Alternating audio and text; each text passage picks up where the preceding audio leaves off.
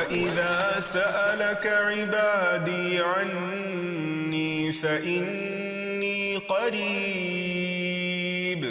أُجِيبُ دَعْوَةَ الدَّاعِ إِذَا دَعَانِ.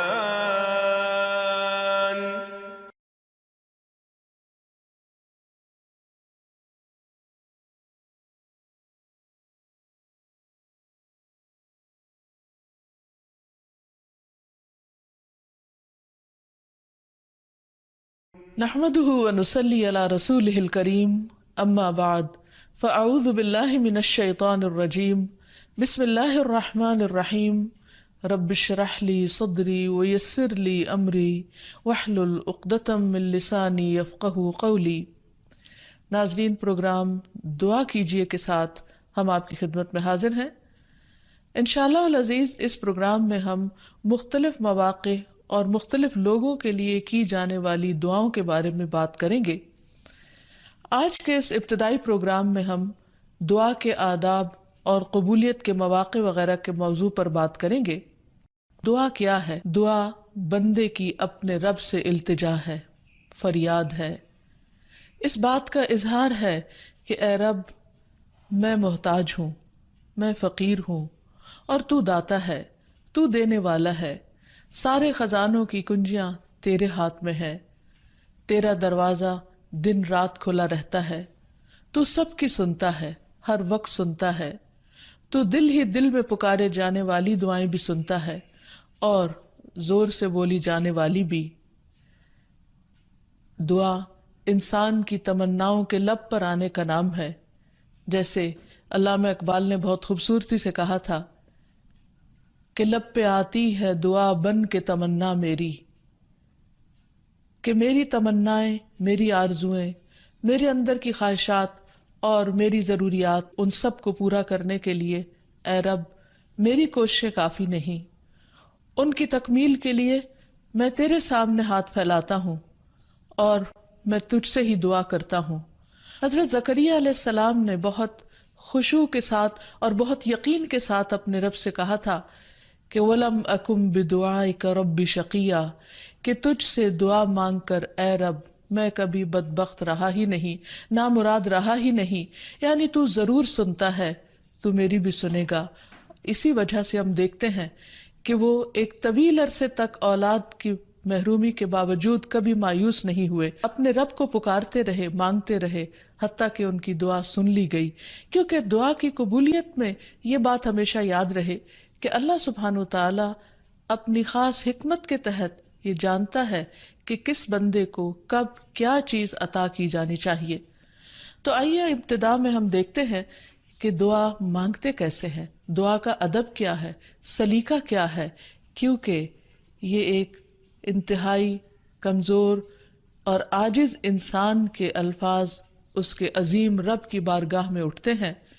تو پھر یہ کیسے ہونے چاہیے تاکہ دعائیں قبول ہو جائیں. تو اس سلسلے میں سب سے پہلی بات تو یہ ہے کہ انسان کو دعا مانگتے وقت پوری توجہ اور پورے خشوع اور خضوع کا مظاہرہ کرنا چاہیے، کیونکہ اللہ سبحانہ تعالیٰ غافل دل کی دعا نہیں سنتا. دعا مانگنے کے ادب میں سب سے پہلا ادب، سلیقہ اور کرینہ یہ ہے کہ انسان پورے اخلاص کے ساتھ، پوری توجہ کے ساتھ، شوق اور محبت کے ساتھ اپنے رب سے مانگے، پورے یقین کے ساتھ کہ اس کا رب اس کی دعا ضرور سنے گا. قرآن مجید میں اللہ تعالیٰ فرماتے ہیں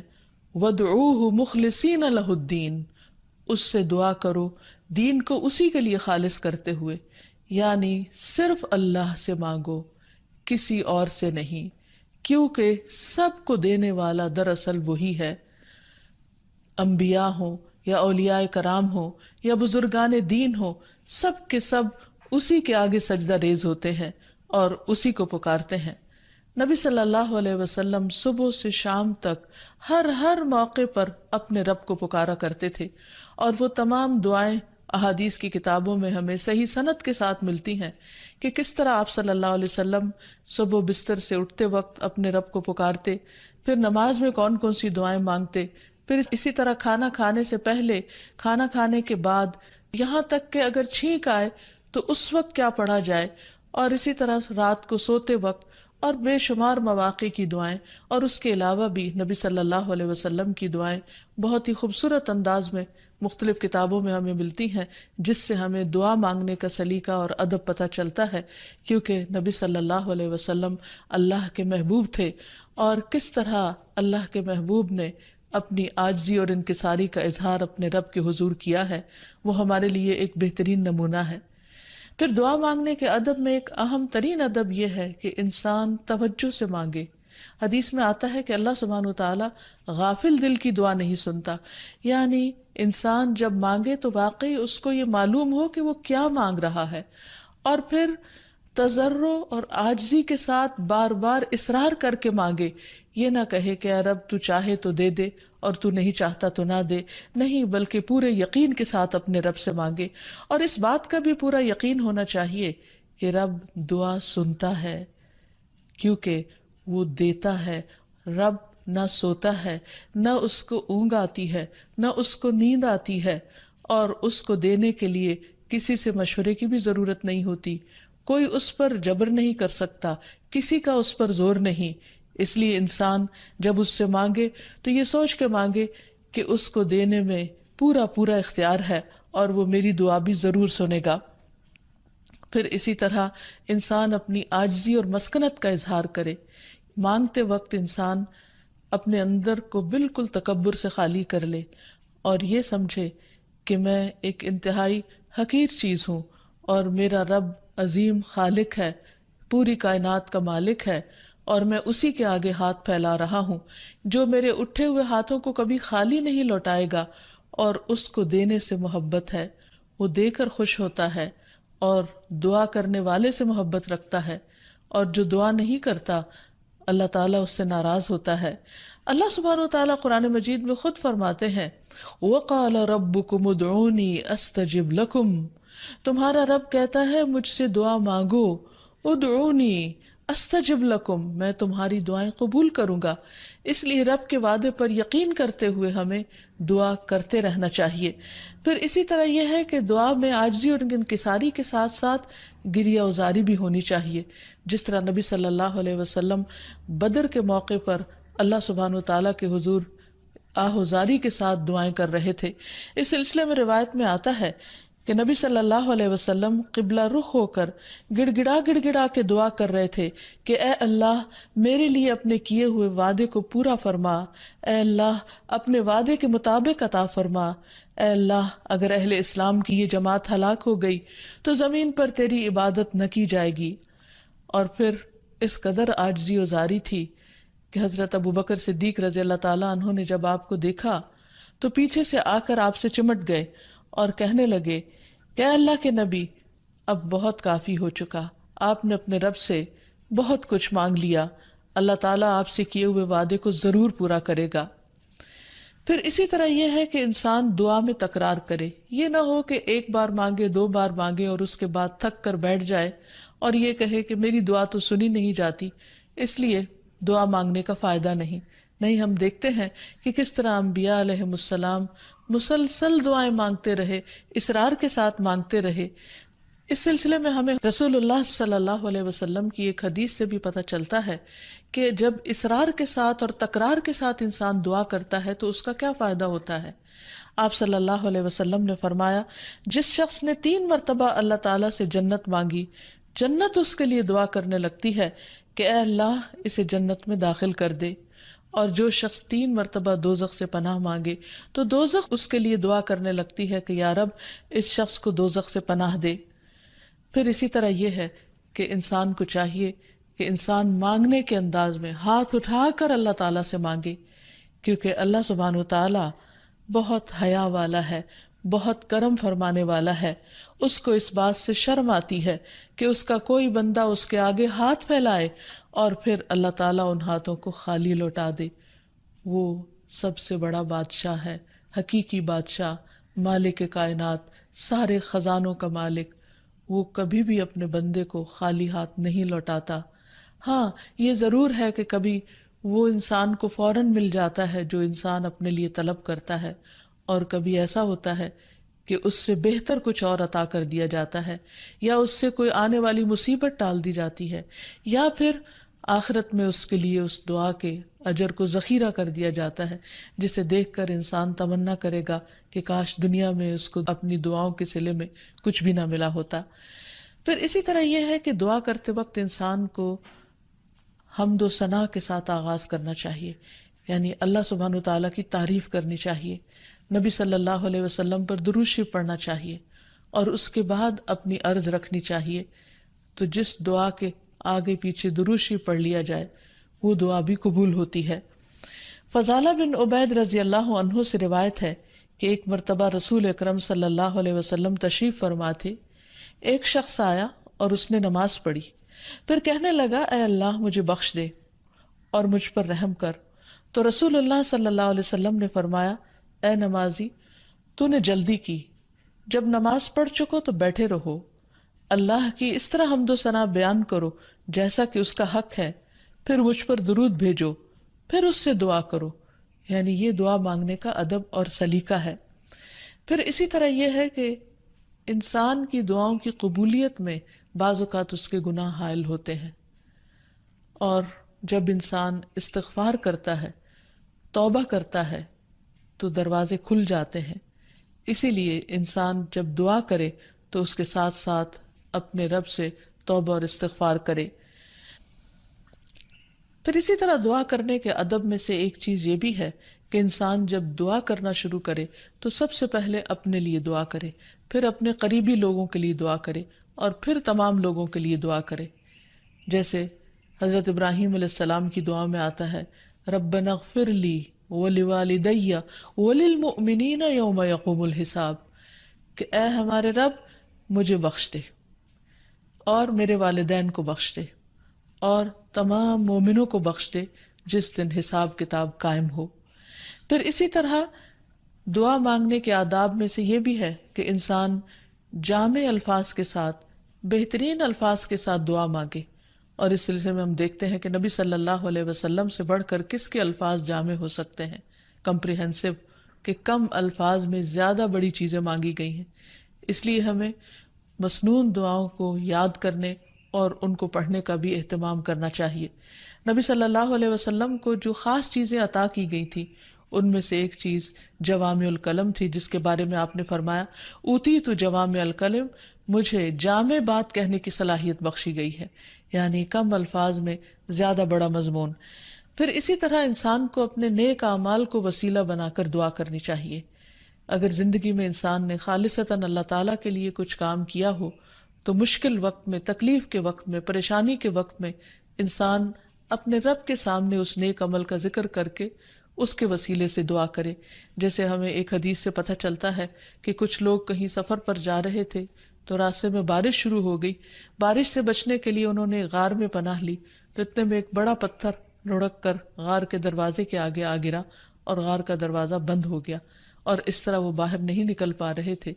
تو اس وقت ان تینوں نے آپس میں یہی سوچا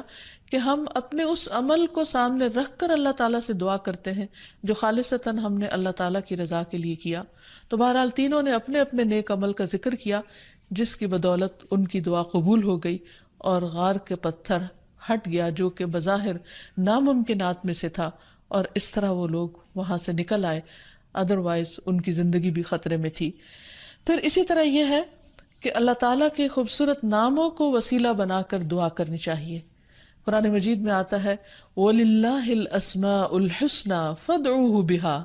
اور اللہ کے لیے ہیں اچھے اچھے نام، بس اسے پکارو ان ناموں کے ذریعے، یعنی ان کے وسیلے سے۔ تو اللہ سبحانہ وتعالیٰ کے نام مختلف دعاؤں کے آخر میں بھی آتے ہیں، اور اس کے علاوہ اللہ تعالیٰ کے ان سارے ناموں کو پڑھ کر بھی دعا کی جا سکتی ہے، یا پھر کسی خاص نام کے ساتھ بھی اس کو پکارا جا سکتا ہے۔ جیسے عموماً ہم یا اللہ تو کہتے ہی ہیں، یا پھر یا رب، یا رحمان، یا رحیم، یا کریم، یا ذی الجلال والاکرام، یا حی یا قیوم برحمتک استغیث۔ ان اچھے اچھے ناموں کے ساتھ اللہ تعالیٰ کو بار بار پکار کر دعا کرنے سے دعا قبول ہوتی ہے۔ پھر اسی طرح اگر کوئی شخص باوضو دعا کرتا ہے تو اس کی دعا بھی قبول ہوتی ہے۔ اس سلسلے میں ہم دیکھتے ہیں ابو عامر رضی اللہ عنہ جب شہید ہوئے تو ابو موسیٰ اشعری رضی اللہ عنہ نے آ کر نبی صلی اللہ علیہ وسلم کو اس کی خبر دی، اور کہا کہ ابو عامر نے کہا تھا کہ آپ صلی اللہ علیہ وسلم سے کہنا کہ میرے لیے استغفار کریں۔ آپ نے پانی طلب فرمایا، وضو کیا، پھر ہاتھ اٹھا کر دعا کی، اے اللہ عبید ابو عامر کی مغفرت فرما۔ پھر اسی طرح دعا کی قبولیت کے آداب میں سے ایک ادب یہ بھی ہے کہ انسان حلال رزق کا اہتمام کرے۔ نبی اکرم صلی اللہ علیہ وسلم نے ایک شخص کا ذکر کیا کہ وہ طویل سفر کرتا ہے، پریشان حال ہے اور خاک آلود ہے اس کے بال اور اس کا لباس، اور وہ بہت تھکا ہوا ہے اور اپنے ہاتھ آسمان کی طرف اٹھا کر کہتا ہے یا رب یا رب، لیکن اس کی دعا کہاں سے قبول کی جائے؟ اس کا کھانا بھی حرام کا، اس کا پہننا بھی حرام کا، اور وہ حرام پر ہی پرورش پایا، تو اس کی دعا کہاں سے قبول ہو؟ تو اس سے یہ پتہ چلتا ہے کہ انسان اگر یہ چاہتا ہے کہ اس کی دعائیں قبول ہوں تو وہ اپنے کھانے پینے اور اپنے لباس اور اپنی زندگی میں بھرپور طریقے سے حلال کا اہتمام کرے۔ پھر اسی طرح یہ ہے کہ دعا میں تصنع اور تکلف سے پرہیز کرنا چاہیے۔ اس سلسلے میں ایک حدیث میں آتا ہے، ابن عباس فرماتے ہیں کہ دعا میں قافیہ بندی سے پرہیز کرتے رہنا، کیونکہ میں نے رسول اللہ صلی اللہ علیہ وسلم اور آپ کے صحابہ کو دیکھا ہے کہ وہ ہمیشہ اس سے اجتناب کرتے تھے، یعنی اس سے بچا کرتے تھے۔ پھر اسی طرح دعا میں مبالغے سے بھی پرہیز کرنا چاہیے۔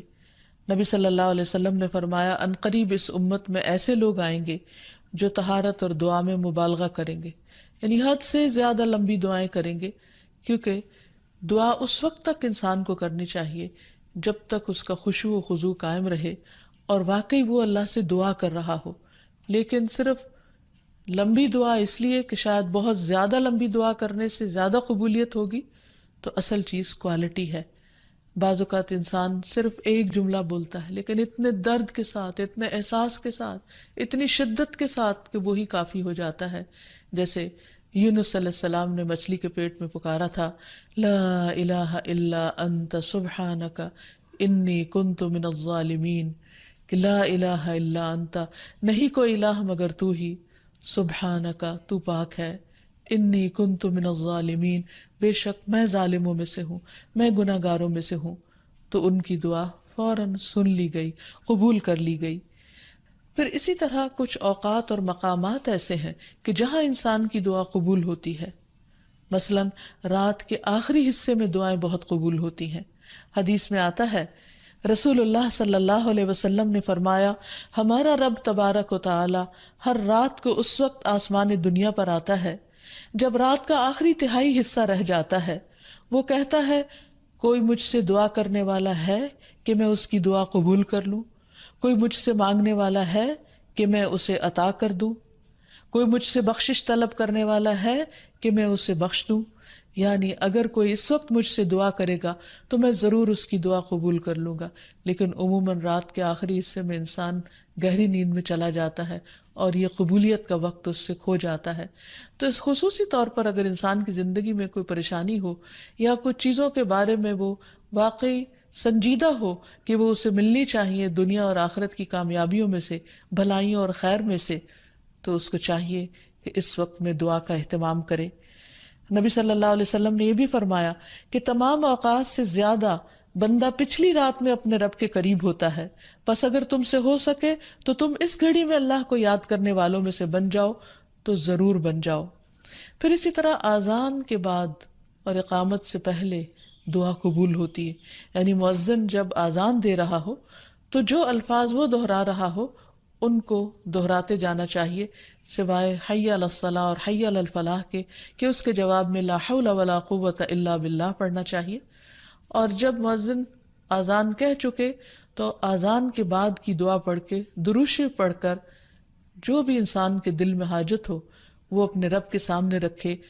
تو وہ دعا کے قبولیت کا وقت ہوتا ہے، اس وقت آسمان کے دروازے کھلتے ہیں۔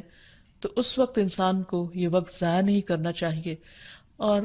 چھوٹی چھوٹی چیزیں بھی اپنے رب سے مانگتے چلے جانا چاہیے تاکہ انسان کسی انسان کا محتاج نہ ہو۔ پھر اسی طرح سجدہ میں انسان اپنے رب کے بہت قریب ہوتا ہے، اس وقت دعائیں خوب سنی جاتی ہیں،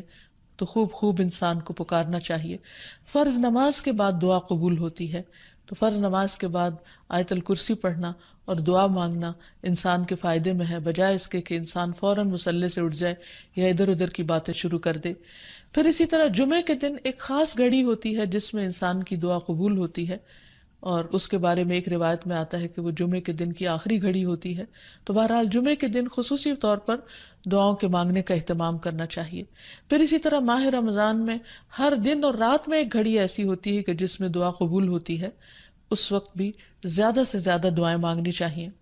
عرفہ کے دن اللہ سبحانہ وتعالیٰ سب سے زیادہ لوگوں کو جہنم کی آگ سے آزاد کرتا ہے، تو اس دن وہاں کے لوگ جو حج پر گئے ہیں وہ تو دعائیں مانگتے ہی ہیں، اور جو لوگ نہیں بھی جا سکے وہ بھی اس دن کی برکت سے فائدہ اٹھاتے ہوئے خوب خوب دعائیں کریں۔ پھر اسی طرح بارش ہوتے وقت بھی دعا قبول ہوتی ہے، پھر زمزم پیتے وقت دعائیں قبول ہوتی ہیں، قرآن مجید کی تلاوت کے بعد دعا قبول ہوتی ہے، تو انسان کو ان مواقع سے خوب خوب فائدہ اٹھانا چاہیے۔ پھر اسی طرح مریض اور میت کے پاس جو دعائیں کی جاتی ہیں وہ بھی قبول ہوتی ہیں۔